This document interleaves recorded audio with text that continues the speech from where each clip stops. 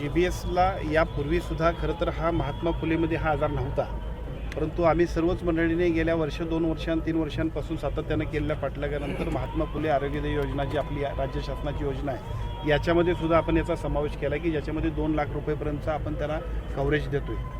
या उपरही या विषयामध्ये डेप्युटी डायरेक्टर पुणे यांना आपण सूचना दिलेल्या आहेत की अशा पद्धतीचं अनावश्यक जर बिल कुठलं हॉस्पिटल घेत असेल तर त्याच्यावरती सुद्धा योग्य ती उपाययोजना करण्याबद्दलच्या सूचना दिलेल्या आहेत। हा खरं तर संसर्गजन्य आजार नाही आहे। बऱ्याच वेळा आपल्या सर्वांच्या मनामध्ये जी शंका अथवा भीती असते, दुर्दैवानं प्रतिकारशक्ती कमी आली की प्रतिकारशक्ती कमी आल्यानंतर मात्र ह्या GBSचे जे काय एकूण संसर्ग वाढतो आणि त्यामुळे GBSचा सिंड्रोमचा जो काय एकूण आपल्या सर्वांना दिसणारा जो एकूण परिणाम आहे तो दिसतो।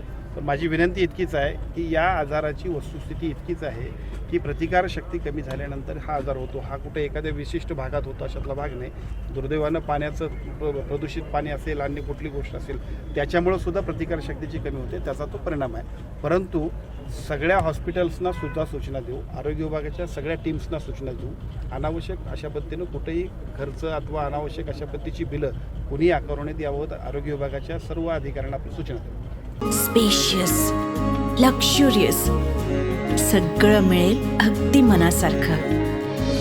बटू बिल्डर्स यांचा नवीन गृहप्रकल्प गृहलक्ष्मी रचना। अशाच नवनवीन अपडेट पाहण्यासाठी आमच्या KK न्यूज चॅनेलला सबस्क्राईब करा